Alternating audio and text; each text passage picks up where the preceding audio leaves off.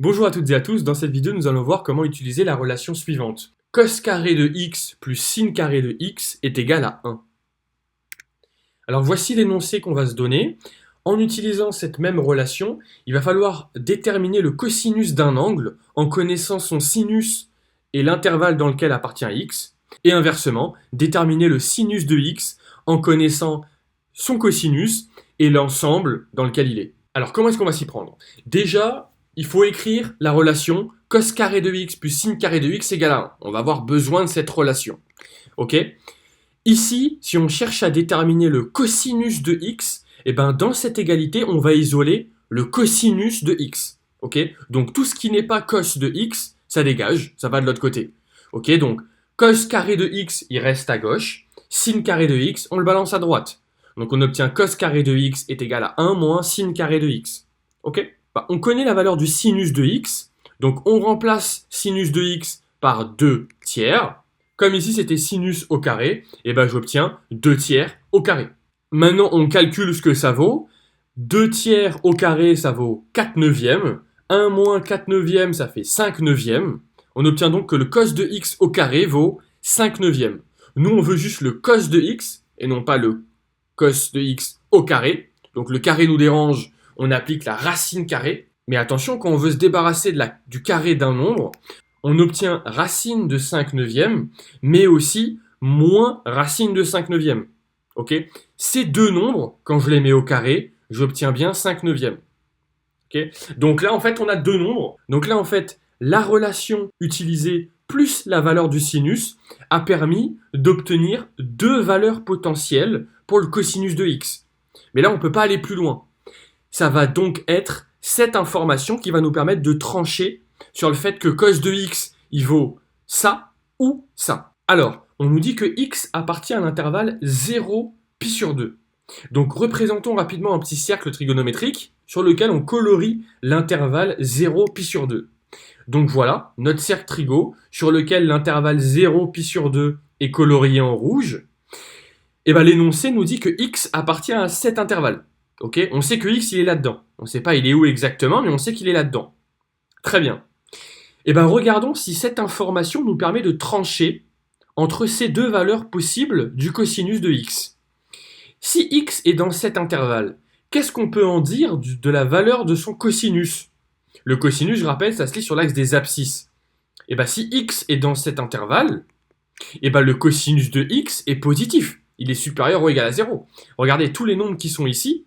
Si je regarde leur cosinus, c'est un cosinus qui est forcément positif. Et bien, ici, j'ai deux valeurs possibles. J'ai racine de 5 sur 3 qui est positif, et j'ai moins racine de 5 sur 3 qui est négatif. Et bien, cette information nous permet de mettre ce nombre à la poubelle.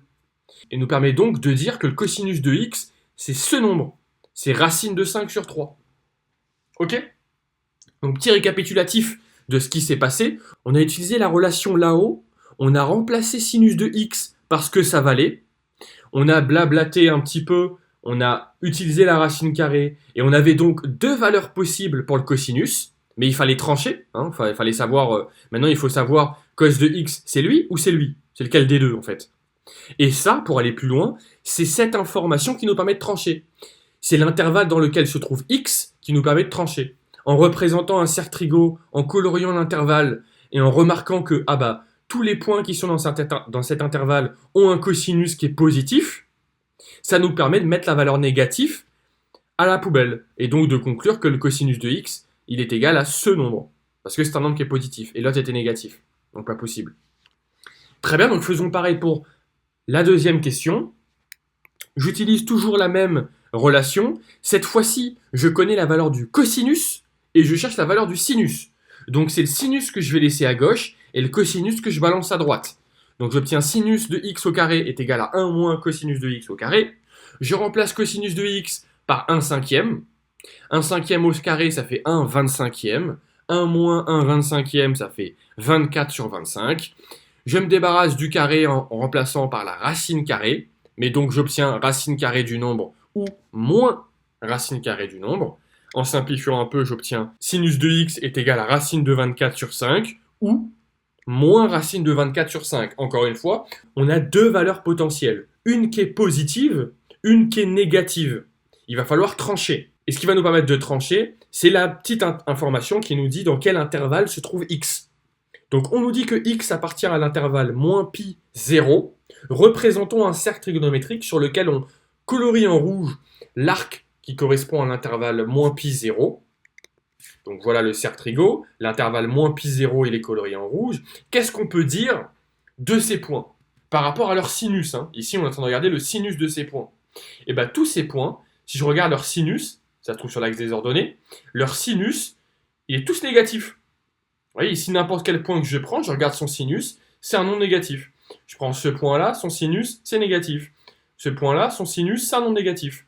Donc sur cet intervalle, le sinus de x est forcément négatif. Ok? Donc ce nombre qui est positif, poubelle. Donc le sinus de x, il est égal à ce nombre, moins racine de 24 sur 5. C'est parce que ce nombre est négatif, alors que l'autre était positif. Ok? C'est bien cette information qui nous a permis de trancher entre les deux valeurs, en mettant à la poubelle la valeur positive, étant donné qu'on remarque, avec notre petit cercle trigonométrique, que lorsque x appartient à l'intervalle moins pi 0, il a forcément un sinus qui est négatif. Donc ça, c'est poubelle. Ok, donc maintenant, à toi de jouer, je te laisse mettre sur pause et essayer de résoudre cet exercice, comme on l'a fait précédemment, avant de regarder la correction. Ok, donc allons-y. On utilise la même relation, cos carré plus sin carré est égal à 1. Ici, on connaît la valeur du sinus, et on cherche la valeur du cosinus. Donc on va garder le cosinus à gauche, le sinus, il dégage. Donc on obtient cos carré est égal à 1 moins sin carré. Je remplace sinus de x par racine de 5 sur 3 au carré. Donc ça me donne 5 sur 9. 1 moins 5 sur 9, ça fait 4 sur 9. On applique la racine carrée. Donc j'obtiens cosinus de x égale racine carrée de ça, ou moins racine carrée de ça. En simplifiant, ça vaut cosinus de x égale 2 tiers, ou est égal à moins 2 tiers. Donc voilà, là j'ai fait le max que je pouvais faire avec cette information. Maintenant, il faut trancher. Est-ce que le cosinus de x, c'est ce nombre qui est positif, ou c'est ce nombre qui est négatif? Ce qui va nous permettre de répondre, c'est cette information. X appartient à l'intervalle pi sur 2, pi. Représentons ça sur un cercle trigonométrique. J'ai colorié ici l'arc de cercle qui correspond à l'intervalle pi sur 2, pi. Donc, je suis parti de pi sur 2, j'ai colorié jusqu'à pi. Donc x, il est quelque part dans cet intervalle, dans cet arc en rouge. Qu'est-ce que je peux dire de la valeur du cosinus d'un nombre qui est là-dedans? Le cosinus, je rappelle, ça se lit sur l'axe des abscisses. Eh bien, tous les points qui sont dans cette partie en rouge ont un cosinus qui est négatif. Ok? Si je prends ce point, il a un cosinus qui est négatif. Ce point, il a un cosinus qui est négatif. Ce point, pareil. En fait, tous les points, quoi. Donc, je peux dire que le cosinus de x est négatif. Ah, donc le cosinus de x, il ne peut pas être égal à 2 tiers. C'est un nombre positif. Donc, ça, c'est poubelle. Donc, ça veut dire que cosinus de x, il vaut moins 2 tiers. Ok? Donc, cette information, grâce au petit dessin et au fait qu'on a remarqué que si x il est dans cette partie en rouge, nécessairement son cosinus est négatif. Donc on a mis à la poubelle l'une des deux éventualités. Il reste plus que la deuxième. Voilà. J'espère que cette vidéo aura pu t'aider. Bon courage dans tes révisions et à bientôt.